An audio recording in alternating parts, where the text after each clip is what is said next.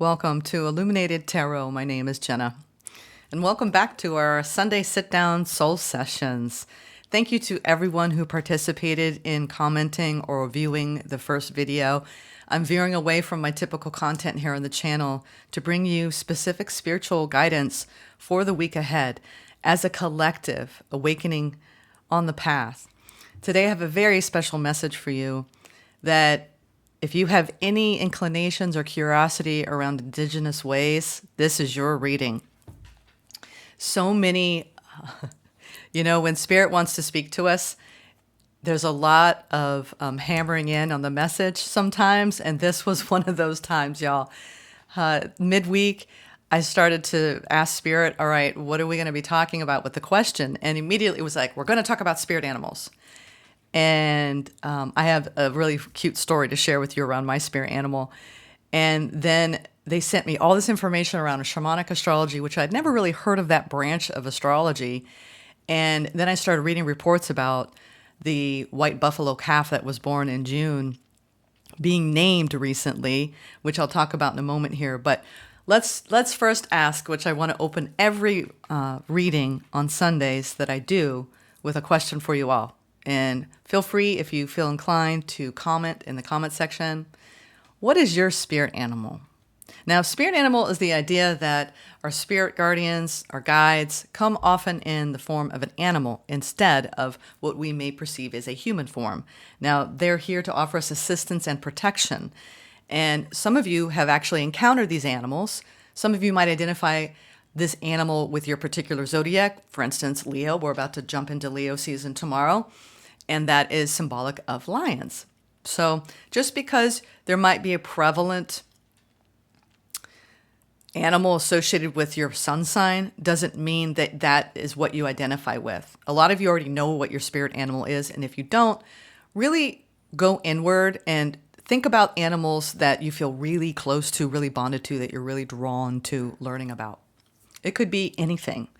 We were watching that documentary on octopuses, and I think that would be a beautiful spirit animal. But my spirit animal is the wolf, which may not surprise any of you. I have had many husky breeds in my lifetime as pets, and one particular husky, not that my current dog doesn't stand out, but it's the time and the place, right? I do believe that your first animal as a young adult really shapes you. And this particular animal came into my life when I was just about to go on my journey west after spending high school and college in a small, very more conservative, rural area to a bigger city, Salt Lake City, Utah. And I was going cross country for the first time, and I got a puppy. And the people who I got this puppy from claimed that the mother, and now we didn't have genetic testing back then.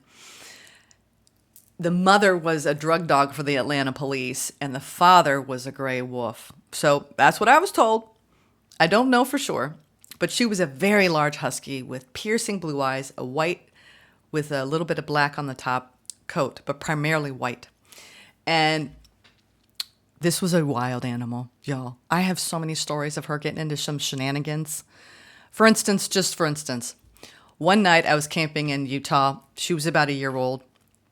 I was by myself in a van, a Volkswagen van, which, yes, I did proudly own for a time, because why not? And she often slept outside the van. She was a wild thing. And I woke up to these sounds of her barking underneath the van in the middle of the night.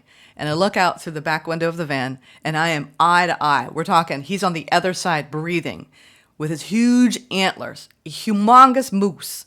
And I was like, and this moose was about to attack the van because she was underneath it. And she had brought the moose back to the van. And I didn't know what to do, but I just started laughing. I laughed so hard. And the moose just snorted at me and turned around and walked away. So Sierra she symbolized this beautiful essence of playfulness, of being untamable. And at that time in my life, I really was untamable. Anyone who's in their young 20s, raise your hands. Enjoy it. Enjoy it to the fullest. Travel, do wild things. I am so glad I had that time in my life. So anyway, that is my little wolf medicine story. I also spent time with a Lakota medicine woman, and I was named Eyes of Red Wolf. Eyes of Red Wolf. Sorry, my granola bar right before this. That is my Native American name. I hold it and treasure it dearly. It means a lot to me, and I have a lot of wolf totems around my house and depictions. And I have a little wolf dog that I would show you. I say wolf dog. She's like a little husky. She's a Pomsky. She's a designer wolf dog. And I tried to have her in the beginning. You may seen her in the very beginning with just the picture, but she wasn't having it. She wants to take a nap right now. I am reading for you just a few hours shy of the fullness of the Capricorn full moon. And what a mighty sight this full moon is. I know all of you are tuned in to astrology, so I'm sure you've been hearing all about how powerful this full moon is. You know, we've just spent the last bit of time under the Cancer sun, really illuminating our emotions, with the Pluto ruling the underworld influence and everything that we need to release as a collective whole. I will tell you that this Capricorn full moon feels very cathartic. It feels like an opportunity to let go of a lot of past patterns and just let them go. Kiss them goodbye and honor them. We're going to see it reflected in the oracle messages and the tarot messages coming up in a moment. There's a very strong undercurrent in this reading for the collective to rise, to be ready to be who we are, firstly, so we can be seen and we can be way showers for the rest of the collective, that it's safe. It's safe to be who you are. Look at how beautiful and magnificent it is to shine in our true selves. All right. So with that being said, one thing that came across my path when I woke this morning was news of the naming of the white buffalo calf. And I'm going to read for you a little bit about that because I thought it came across what I first read earlier this morning. On June 4th, the birth of the white buffalo calf to a wild Yellowstone herd here in the U.S. fulfills an ancient Native American prophecy that is a blessing and a warning. A gathering of nations came together recently to honor and name the white buffalo calf. Chief Arval Looking Horse, leader of the Lakota, and 19th generation keeper of the sacred white buffalo calf pipe and bundle, presided over the ceremony and named the white buffalo calf Wakangli, sacred, return, or comes holy. Sacred return or comes holy, what do you think that means? Sacred return of our true selves. And it's the sacred return of the prophecy in the white buffalo. And I'm not going to go into the white buffalo calf woman prophecy. A lot of us who are drawn to indigenous ways know about it. If you're not familiar with it, look it up. There's a whole prophecy around it. A peace pipe was presented. This was many, many generations ago. But one thing she did say was, "Behold this pipe. Always remember how sacred it is and treat it as such, for it will remind you, for it will take you to the end. Remember, in me there are 4 ages. I am leaving now, but I shall look back upon your people in every age, and at the end I shall return." She's returning. She has returned. The prophecy of the white buffalo calf woman says we are at the crossroads, and it's up to each and every one of us to make it happen. For the future of our children, we must come together and bring that good energy back. The birth of the white buffalo calf tells us that the time is now, or we will continue to walk down the path of destruction. This is an opportunity to get back into balance with all things. This is a time of spiritual awakening. So, and you know what? What is beautiful about this Capricorn moon is that I believe that the Native American white buffalo calf woman is the archetypical Capricorn goddess. So I believe that this is all just very synchronistic, beautiful synergy, symbology between us and our natural world, and signaling that there is no separation. Just want to take a moment to honor that message because I was deeply moved by it under the light of the full moon this morning, being in Capricorn, as we leap into Leo season. We need to now make that leap and walk our talk and embody it, people. Okay? Now, let's go into the Starlight Frequencies Oracle, which, you'll be kind of floored. These all came about together this week in just this perfect harmony, like a symphony of indigenous wisdom. And I think it sings through our souls in every moment of the day because we are part of the Creator. And nothing more clearly states that than the words of Carl Sagan, that we are made, all of us, of star stuff. So here we are. We have number 11, which, powerful number. That's how old my beloved Sierra lived, 11 years on this earth. It's hard for me to talk about her because a part of me died when she died. She was a beautiful spirit guide in my life, and now she's on the other side. And I'm still linked with her, but it was very hard to let her go. Very hard. And I struggled with it so much. I actually went to a pet psychic after, and I thought about writing a book about our travels. Maybe one day I will. But that 11 number, it's so powerful. And if you see it a lot in your lifetime, it's a master number. It is a Metatron signature. And it's when we see 1111, when Spirit's speaking through us and to us. So here we have the Great Awakening. It is time to cut through the veil. Speak your truth to the collective, and you shall be seen. Another little high five from the universe, or a warm hug, however you want to take it. We'll take a look at this. And what I loved about it, Spirit really wanted to reflect the 3 stars that are on this card. So this is about being seen for who you really are, to show the collective that it's safe for them to do so as well. And, I love that, the stars symbolize what Carl Sagan said, that carbon, nitrogen, and oxygen, the atoms in our very bodies, as well as the atoms in all the heavy elements that were created in previous generations of stars over 4.5 billion years ago, were all linked. That all organic matter containing carbon that was produced is now residing within us. We are so connected to all that is. As we walk in beauty on this earth, it is a sacred act to be alive. When are we going to realize that? And a lot of you already have, but it's a matter of embodying that and looking out into 7 generations. Look at the things you consume. Are you a conscious consumer? There are so many things that we know we need to be doing better. Anyone who has a child, think about their children's children. So this card I thought was very, very poignant for the week ahead. As you can see, we're in the middle of a great awakening. And I feel like we're getting a lot of signs and symbols of that around us, surrounding us, especially through the indigenous cultures and in the circle of grandmothers. This is about our stewardship with the earth and her resources, and knowing that we need to be invested in the long-term interest of the coming generations. And I hope that we see that reflected in the world around us. And it's not a time to mourn the lack of it. It's time for us to do our part. All right. So now let's go into the Chrysalis Tarot that I pulled out last time, one of my favorites. Again, I will show you the 3 cards, and then we're going to talk about them.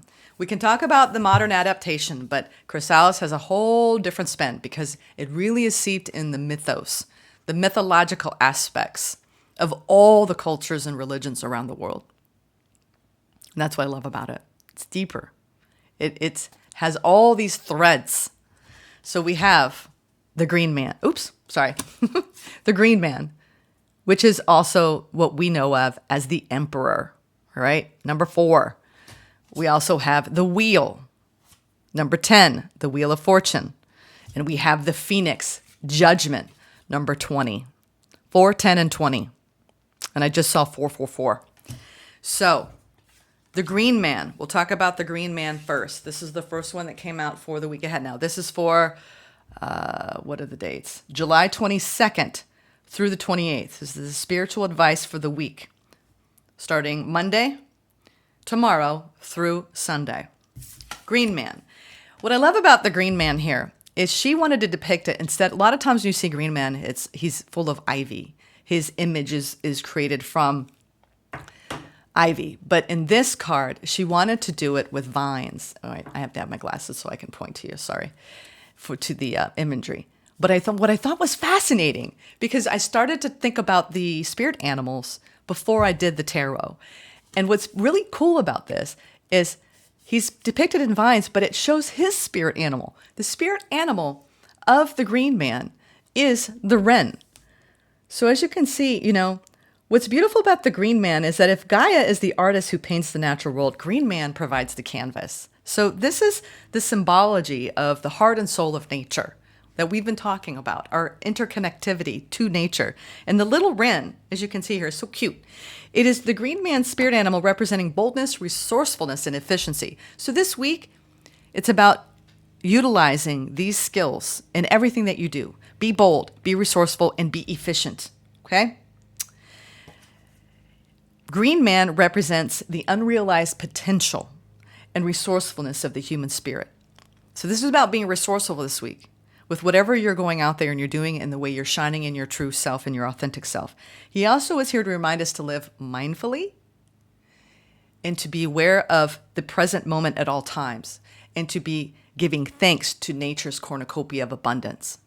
So this week, pay especially close attention to the natural world. I do believe a lot of the collective will be getting beautiful signs and symbols. Go out in nature, especially today under this beautiful Capricorn full moon, right? This beautiful white buffalo calf woman, archetypal Capricorn goddess.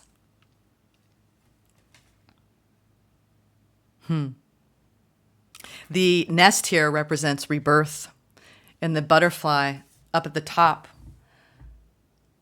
if you can see that, it's very tiny, represents finding your inner voice.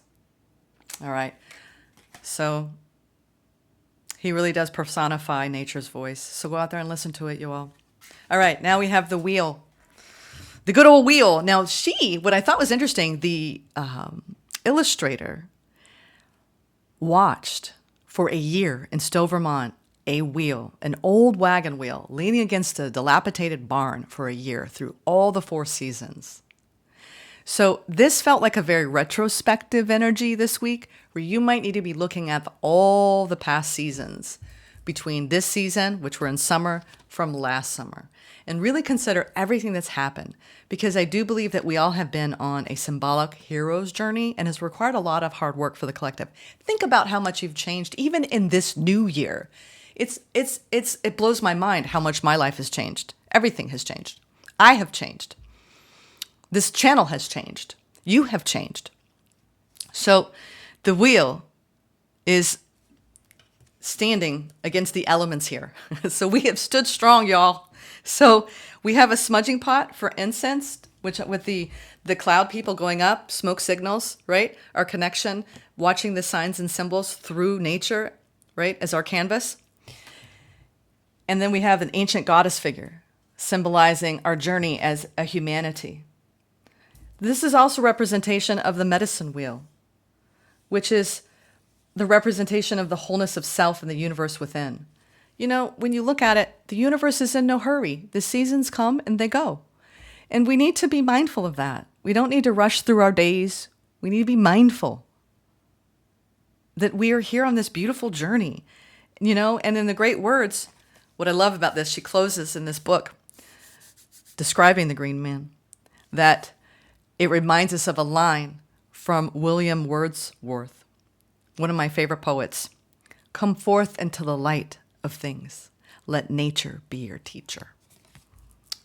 Yes, so we see. Beautiful, beautiful. Now, the final card, the Phoenix, which I thought was super cute for those of you who are really into Harry Potter. My daughter recently went to Britain and she was able to step in the 9 3/4, where it was all filmed.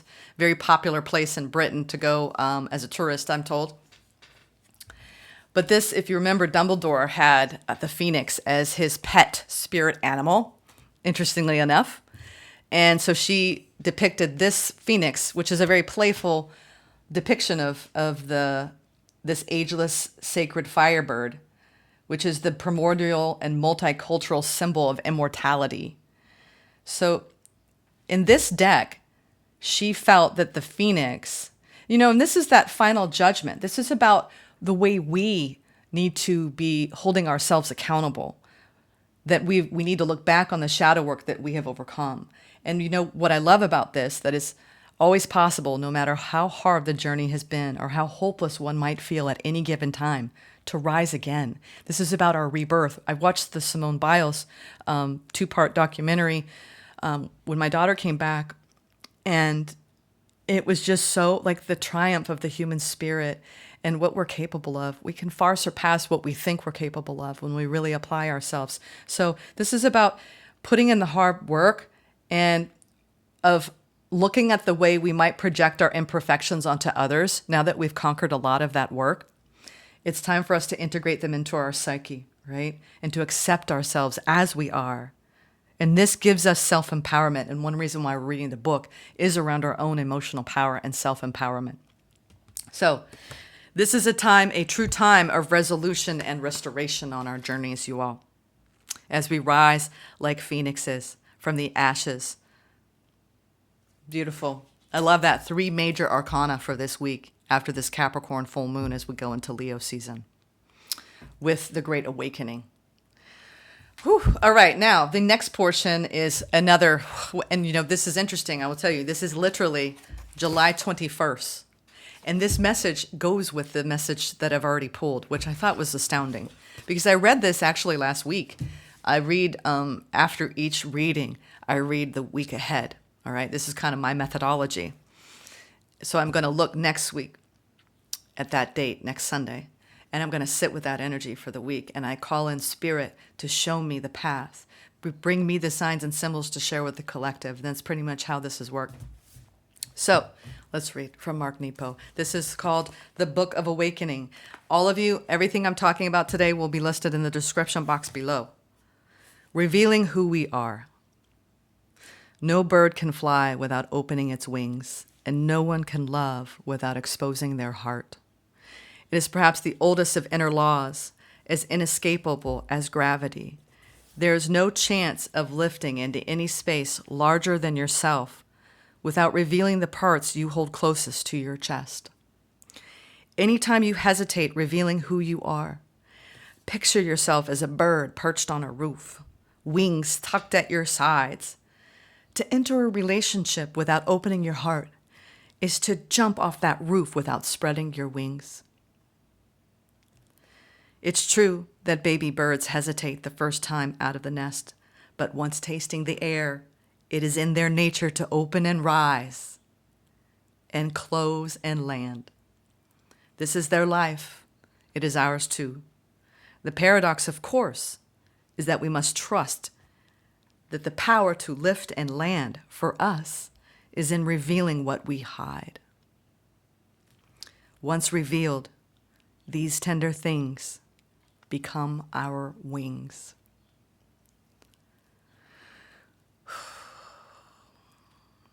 Sit quietly outside if possible and watch the birds open, lift, and land this week. Breathe freely, and as the birds take flight, practice opening and resting your heart.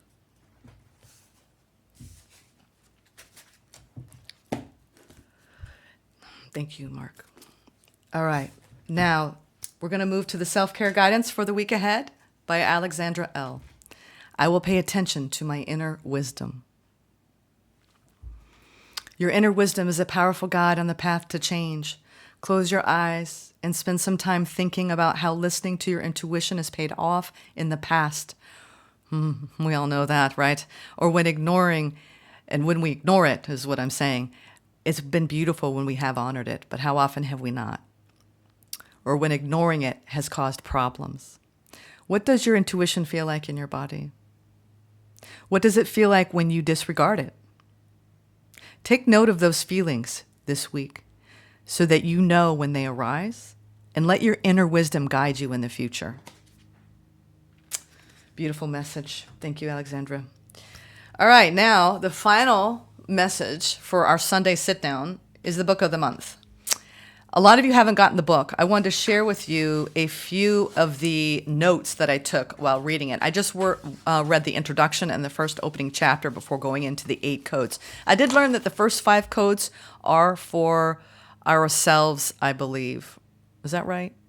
Don't quote me on that. Scratch that. I'm not sure. I didn't write that down. But there's a self inward code activation, and then there's an external code activation. So of the 8 codes in this book that we'll read about in the coming weeks. Now, for all of you who don't know, the book of the month, which is in the description box, is called Energy Rising, the Neuroscience of Leading with Emotional Power. I thought it would be important that I wrote about here, the notes, is defining what emotional power is according to her research. What is emotional power? Wholeness. The depth of your emotional power depends on the degree to which you stay whole, which I thought, wow, I've never looked at emotional power that way, have y'all? The degree to which you stay whole. Emotional power means you have taken the thing that could have destroyed you, the phoenix, and turned it into the very evidence of your empowerment. Your pain is the precise path to your power. It tells you exactly what you need to feel more whole. If you feel exhausted, this energy is signaling that you want rest. If you feel betrayed, this energy is signaling that you want loyalty. If you feel rejected, this energy is signaling that you want connection. If you just watch someone achieve an impressive feat, just like Simone Biles, and you feel jealous, like, God, that girl can do anything. She is a goat. I lost my place. This energy is signaling that you too want to do great things. So if you were inspired by watching that, or the Olympics coming up next week, you too might want to do great things. If you feel the emotional pain of boredom, this energy is signaling that you want more vitality. Notice that your emotional pain is pointing you in the direction of greater empowerment, which I thought was really, really cool. It's telling you what you really want. Just like you cannot know light unless you also know dark, you only feel your pain because you remember your power. Well, you all, I hope you enjoyed this message today. Go out in nature. My daughter is in the other room. She knows what I'm doing today. It's a whole new paradigm of awakening. You know, we are really resolving and restoring into our true, authentic selves at this time. So be gentle with yourself in the coming days. And really let nature be your guide. Let nature ground you. Get out there to the mountains, to the streams, to the rivers, to the lakes, to the oceans, right? To the trees, to the sand, to the birds, and enjoy it. Thank you for sharing this time with me. It's a sacred honor for me to deliver this message to you weekly. I send you my love. Be a blessing for somebody today. Namaste.